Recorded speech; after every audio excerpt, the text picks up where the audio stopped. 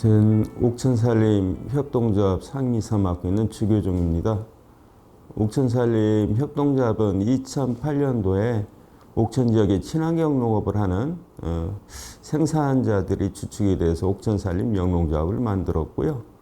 그때부터 옥천군의 친환경 학교급식, 어린이집 극간식 사업, 그리고 공공급식 사업, 그리고 2019년도에는 옥천 노골푸드 직매장 사업까지 해서 옥천 지역의 먹을거리하고 관련된 다양한 일들을 하는 유통법인이라고, 공공의 목적을 갖고 사업을 하는 유통법인이라고 보시면 될 것 같고요. 옥천살림이 먼저 이제 꾸려지게 된 게 그 학교 급식 때문이라고 들었어요. 네네. 얘기 잠깐 해주실 수 있을까요? 2000년대 초반 넘었으면서부터 이제 서울을 중심으로 학부모들이 이제 학교 급식이 좀 공공의 목적을 가졌으면 좋겠다 해서 지경에 대한 얘기들이 많이 있었고요. 우리 옥천에서도 이제 2005년도에 학교 급식 조례를 만들기 위한 학교 급식 대책위원회가 만들어졌습니다. 그래서 옥천군은 2007년도에 학교 급식 지원에 관한 조례가 만들어졌고, 이제 2008년도에 이제 예산이 세워져서 학교 급식을 해야 되는데, 실제는 학교 급식이 정해진 시간에 관내에 있는 모든 어린이집부터 시작해서 학교를 이게 일시에 배송을 해야 되기 때문에 이게 사실은 수익성이 없는 사업이었습니다. 이제 그런 그 수익성 때문에 하고자 하는 곳이 없어서 지역에서 농사 짓는 사람들이 옥천살림 영농조합이라고 하는 영농조합을 만들어서 학교 급식을 하게 됐죠. 실제는 농사 짓던 사람들이 정말 목마른 사람이 샘 판다고 이것을 진행할 주체가 없기 때문에 학교 급식을 하게 됐죠.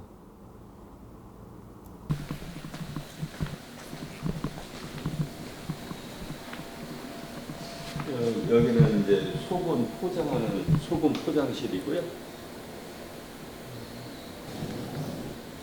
이렇게 포대 단위로 들어오면 그 학교에 이제 500g, 1kg, 2kg 나누잖아요. 그래서 그걸 소분하는 거하고 소분 포장하는 거, 작업 공간이라고 보면 돼요. 그게 어디? 여기서 그냥 하고 있는 일이지, 이 공간에서.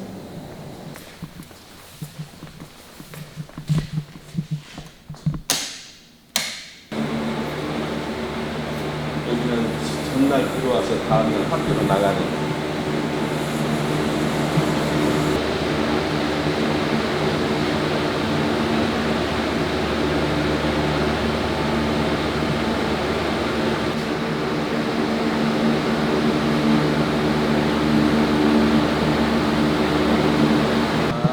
전날 여기 이제 물건이 들어오면 농가들이 갖고 오면 다음날 학교로 보내는 거예요. 하루나 이틀 있다가 가는, 거쳐가는 곳입니다. 학교랑 그 어린이집이 몇 곳이나 돼요? 정확하게 모르겠어요. 한 어린이집이 한 18군데, 그리고 학교가 14군데, 급식소가.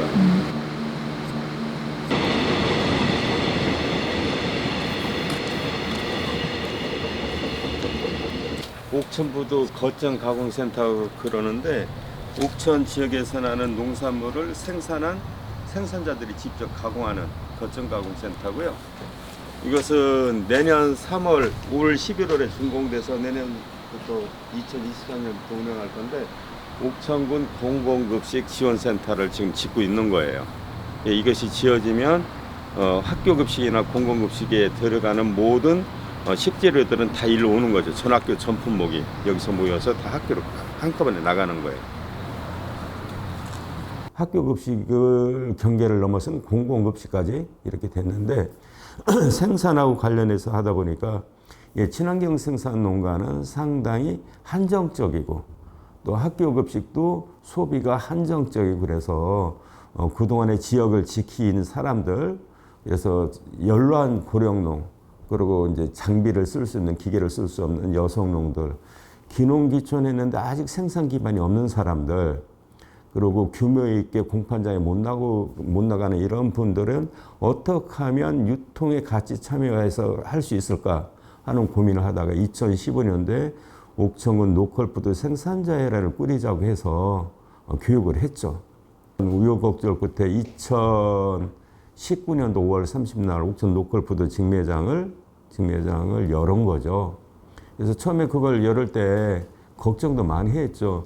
판매장이 한 75평, 그리고 뜰팡이라고 하는 노골푸드 쉼터가 한 35평 요 정도 됐었는데 어떻게 해서 이 넓은 공간을 채울까? 그것도 100% 옥천에서 나는 농산물과 가공품만으로, 이래서 상당히 우려를 했는데 생각보다는 빠르게 이제 성장을 했고, 노콜 지수가 한 2년에 걸쳐서 최우수 등급, A 등급을 받았고, 또 우수 직거래 사업장 인정도 받고 이렇게 됐는데, 그런 그 가시적인 성과표도 중요하지만 이런 것들이 지역에서 어느 정도의 사회적인 가치를 갖고 있는 것인지, 그러니까 5일장에 나왔던 할머니들이 정말 로컬푸드 직매장에 물건을 내는 분들이 몇 명이나 더 늘어나는지, 그래서 좀 규모 있게 농사 짓는 사람의 몇몇 사람들의 그런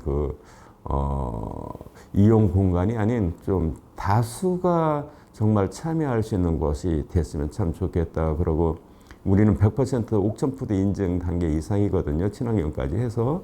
그래서 농사 짓는 사람들이 친환경 인증이라고 하는 인증 스티커만 붙이는 것들이 아니라 생산할 때 그렇게 친환경적인 방법으로 농사를 지을 수 있는 지원 체계를 갖추는 것, 이런 것에 대해서 고민을 하고 있습니다.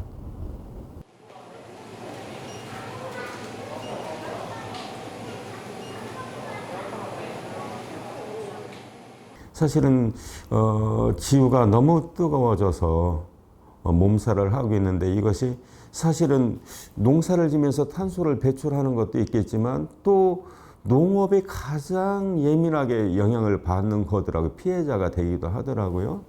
2달 동안 계속 비가 내리고, 또 8월 달에 너무 뜨겁고, 그래서 참깨는 누구나 다 농사를 져서 참기름을 짜 먹었는데 동네에 참깨가 없는 이런 것. 그러고 너무나 더워서 나락이 겉으로는 멀쩡한데 속에 쭉쟁이가 되고 하는 이런 것들. 그래서 극단적인 예로 그런 건데, 정말 일상적인 농사 짓기가 상당히 어렵고, 비가림이 안 된다고 하면 밭농사조차도 어려운 이 정도로 되고 있어요. 그래서 이거 정말 심각한 거구나. 농산물 가격뿐만 아니라 농사를 짓는 조건조차도 이렇게 힘들어졌구나, 이렇게 생각을 하고 있습니다.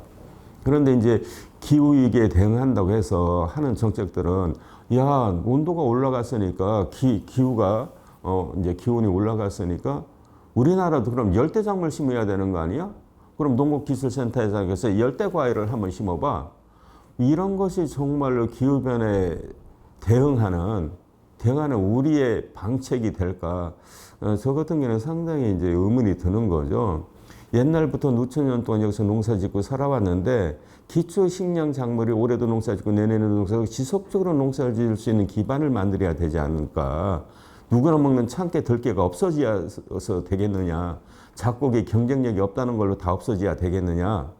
그래서 이런 것들이 난 지역에서는 기초 농산물이 지속 가능할 수 있는 지원 정책이 있어야 되겠다. 그리고 이제 친환경 농사에 상당한 맹점이 있는데, 친환경 농업은 지금 다 자재 농업이에요.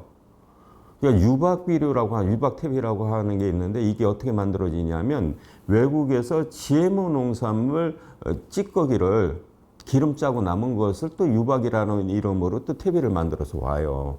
그러니까 우리 국내에서는 가축분이 넘쳐나서 환경 오염의 위험성에 노출돼 있고, 이름에도 불구하고 또 논밭에 들어가는 것은 외국의 정말 근거 없는 GMO 찌꺼기를 갖다 또 다시 또 투입을 하는 거죠.